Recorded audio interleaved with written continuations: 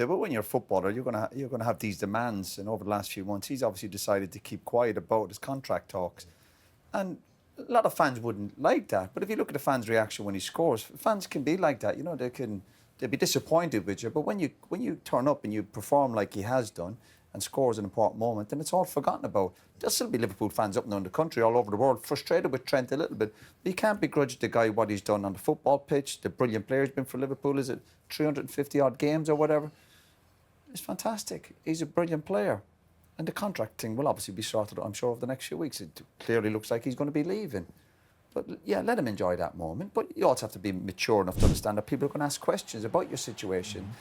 He's dealt with it by not commenting on it. And you have to respect that. You mightn't have to like it, but you look at the Liverpool fans' faces there. What if he leaves the next few months? Yeah, a lot of them will be going, you know, they'll be frustrated with him. But they're not frustrated with him today, because that's the modern football fan. The bottom line, he's gone out there and he's done the business. We felt when he came on today, all of us were saying he'd probably scored a winning goal. And that's what he's done. And as poor as Liverpool, I suppose, has been in the last week or two, they've created loads of chances. Two of the defenders have stepped up. They've forced goals or winning goals from set pieces. And that's a good sign.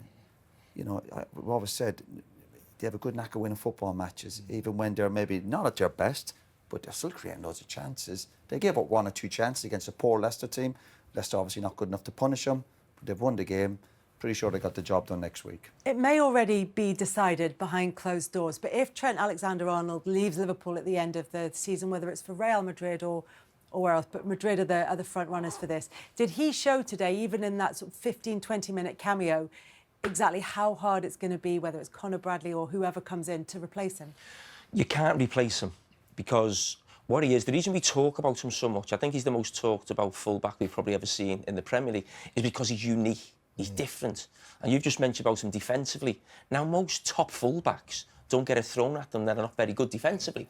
But he's so unique on the ball. I think I said 4 or 5 years ago, it's like having Kevin De Bruyne play at right back. You know, that's what it feels like in terms of his ability on the ball. He can come on and change games. So Liverpool aren't going to replace that. So Liverpool need to replace his creativity. They're not going to do that from right back. They need maybe to do that from an attacking midfield position or maybe a left-wing position. So the team has to evolve that way. Now, where they can replace him is Conor Bradley's a right-back. Conor Bradley shouldn't look at Trent and think, I want to be like him. He's got to be like Andy Robertson was when he was in his prime. A proper full-back, up and down, aggressive, at the winger, maybe overlapping, getting crosses in, underlapping is what the Liverpool full-backs like to do. So you're not going to be able to replace him, so forget that. But the big decision Liverpool have, or a couple of decisions between now and the end of the season and the summer, is if Trent hasn't committed, which he hasn't, obviously, to the manager for next season, he shouldn't be starting games.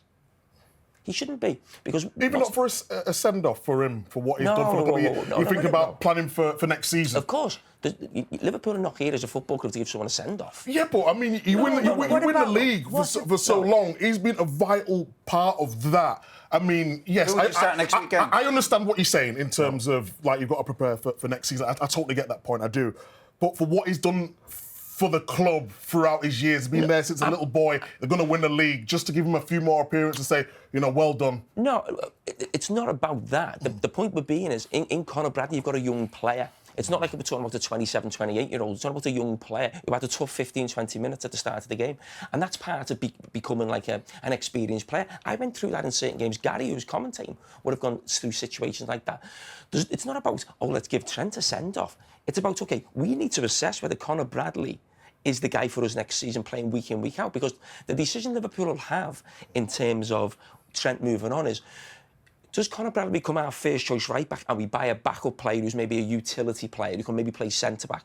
Or are we buying a first choice right back and Conor Bradley's going to have to battle with him? So that lad needs as much experience as he possibly can get. So yes, bring him on, like you did today, if you need to go and win the game, maybe against Spurs or a couple of weeks after that. But in terms of starting games right now, if Trent hasn't committed to the club, which he obviously hasn't, Conor Bradley should be starting every game. But is there not a question to ask about having your assets on the pitch? If you starting every game with your next Sunday being true, who would you start next Sunday if you have to beat Spurs?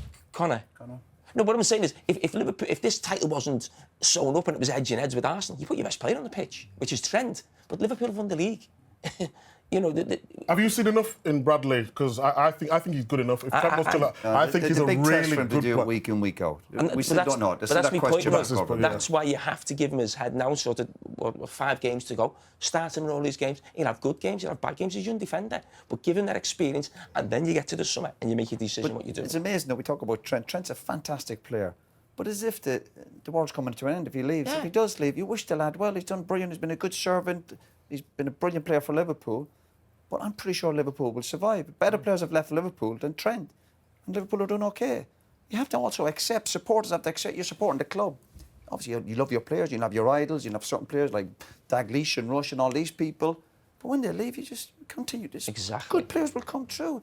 That's the name of the game. So as brilliant as Trent is, Liverpool will be fine. And the point I want to make about that is, before this team got together, Steven Gerrard, alongside your dad, the 2 greatest players to ever play for the club, you know, we were in the team together. We didn't win the Premier League. The next manager won the Premier League and won everything with, you know, half of this team and other players who moved on. So the greatest player in Liverpool's history moved on. The next manager won the league and won everything. European Cup, World Club Cup. It just shows you the great clubs, as Roy said, he knows better than anyone, but the great club he played for, you'd be fine. So go next level, what for them to push on or kick on next season, what do Liverpool need in your opinion? Say you was to lose a Trent. I think Liverpool need 5 or 6 players. I do. Not necessarily. Yeah, I do. I think they need a lot more pace in the team. I think every area of the team could be looked at in terms of 2 defenders, 2 midfield players and 2 attackers. Yeah. I think it'd be good for the manager, the Liverpool manager. Watch the strong teams always done over the years. Chelsea, United, going back to Liverpool in the 80s when they were doing really well. They'd also then make a statement this summer. I know they've had these couple of lads signing deals, which is fantastic. But they'd also go out and buy 1 or 2 or 3 top players, and everyone would go, oh, hey, you send a message to everybody that, yeah, we might have won the league, but we're not relaxing with this. You send that message, and if Liverpool go out and get 1 or 2 world-class players, you're also putting a marker down to the other teams to say, listen, we're hopefully here to stay for a few more years, competing at the top. Because the point to be made is, since they rejigged the board at Liverpool and since they brought in new decision makers in Richard Hughes and Michael Edwards has come back into the club, hasn't been very active in the transfer market, if at all. No, so that means there should be plenty to spend this summer. But Liverpool aren't a club who'll just, you know, to pacify the supporters, you know, we're going to buy lots of players, you know, something that Chelsea have been doing for the last years and Manchester United. I mean, look at the state those 2 clubs are in. You know, it's about being brave, which they were really brave. When does a manager ever come to a football club, a new manager, and not really sign anyone for the first team or bring players he knows from his former club? It's unheard of.